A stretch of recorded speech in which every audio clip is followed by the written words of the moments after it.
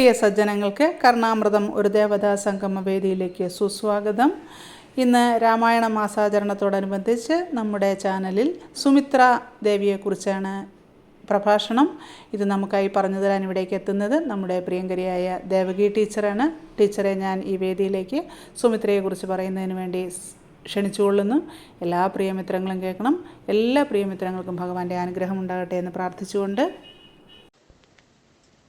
നമസ്തേ. കർണാമൃതം ഒരു ദേവതാ സംഗമം എന്ന വേദിയിൽ ഈ രാമായണ മാസത്തിൽ രാമായണത്തിലെ ഒരു കഥാപാത്രത്തെ അവതരിപ്പിക്കുവാൻ ഒരവസരം എനിക്ക് തന്ന മിനി മുരളിജിക്ക് ആദ്യമായി നന്ദി രേഖപ്പെടുത്തുന്നു. ഞാൻ നിങ്ങൾക്ക് പരിചയപ്പെടുത്താൻ പോകുന്ന കഥാപാത്രം രാമായണത്തിലെ സുമിത്രയാണ്. അയോധ്യയിലെ ദശരഥ മഹാരാജാവിൻ്റെ പത്നിമാരിൽ ഒരാളാണ് സുമിത്ര. മറ്റു രണ്ടുപേർ കൗസല്യ, കൈകേയി. ദശരഥ മഹാരാജാവ് ആദ്യമായി വിവാഹം ചെയ്തത് കോസലപുത്രിയായ കൗസല്യയെ, രണ്ടാമത് കാശീപുത്രിയായ സുമിത്രയെ, മൂന്നാമതാണ് കേകയപുത്രിയായ കൈകേയിയെ വിവാഹം ചെയ്തത്. എന്നാൽ ദശരഥൻ്റെ പത്നിമാരെ കുറിച്ച് പറയുമ്പോൾ എപ്പോഴും മൂന്നാം സ്ഥാനത്താണ് സുമിത്ര.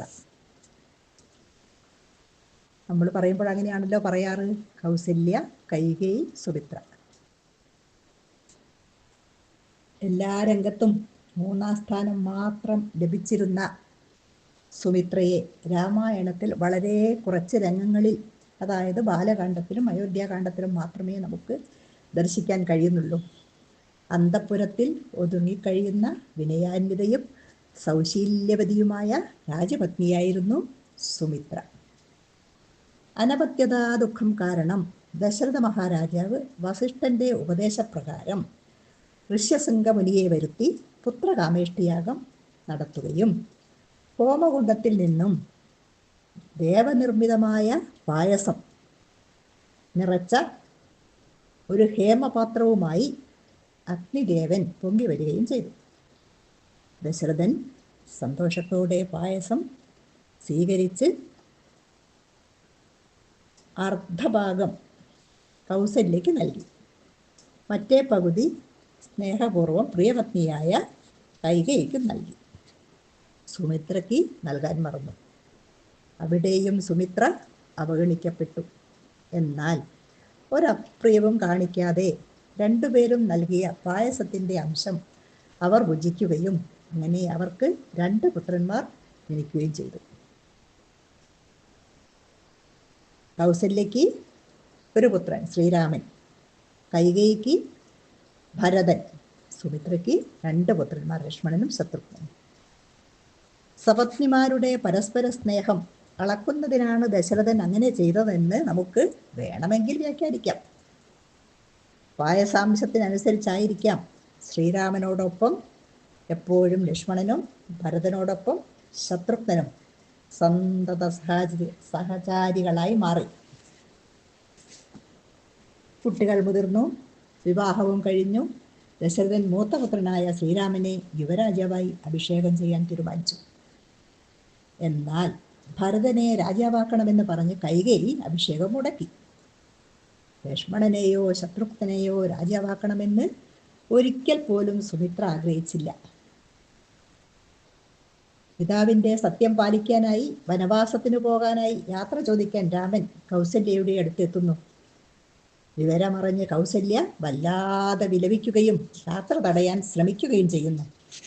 താതനും ഞാനുമൊക്കും ഗുരുത്വം കൊണ്ട് ഭേദം നിനക്കു ചെറ്റില്ലെന്ന് നിർണയം, പോകണമെന്നു താതൻ നിയോഗിക്കിൽ ഞാൻ പോകരുതെന്നു ചെറുക്കുന്നതുണ്ടല്ലോ എന്ന് പറഞ്ഞുകൊണ്ടാണ് കൗസല്യ വിലപിക്കുന്നത്.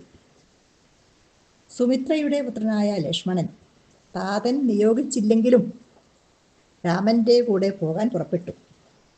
യത്ര ചോദിക്കാൻ ചെന്നപ്പോൾ സുമിത്ര യാതൊരപ്രിയവും പറയാതെ ലക്ഷ്മണന് നല്ലൊരു ഉപദേശം കൊടുത്തുകൊണ്ട് അനുഗ്രഹിച്ചയക്കുകയാണ് ചെയ്യുന്നത്. ആ വിദുഷിയുടെ വാക്കുകൾ കേൾക്കൂ. രാമം ദശരഥം വിദ്ധി മാം വിദ്ധി ജനകാത്മജാം അയോധ്യാം അടവീം വിദ്ധി ഗച്ഛതാത യഥാസുഖം. ആരും തുണയില്ലാതെ മഹാവനത്തിലേക്കാണ് പോകുന്നത്. അവിടെ എത്തിയാൽ രാമനെ ജ്യേഷ്ഠനായല്ല അച്ഛനായി കരുതി പരിചരിച്ചു കൊള്ളണം. സീതയെ ഞാനെന്ന്, അതായത് അമ്മ എന്ന് കരുതി കൊള്ളണം. അടവിയെ അയോധ്യയായി സങ്കല്പിക്കണം. അതായത് കാട്ടിലുണ്ടാവുന്ന എല്ലാ പ്രതികൂലാവസ്ഥയെയും സന്തോഷത്തോടെ സ്വീകരിക്കണം. എന്നാൽ എല്ലാം ശുഭമായിത്തീരും. സുഖമായി പോയി വരൂ മകനെ.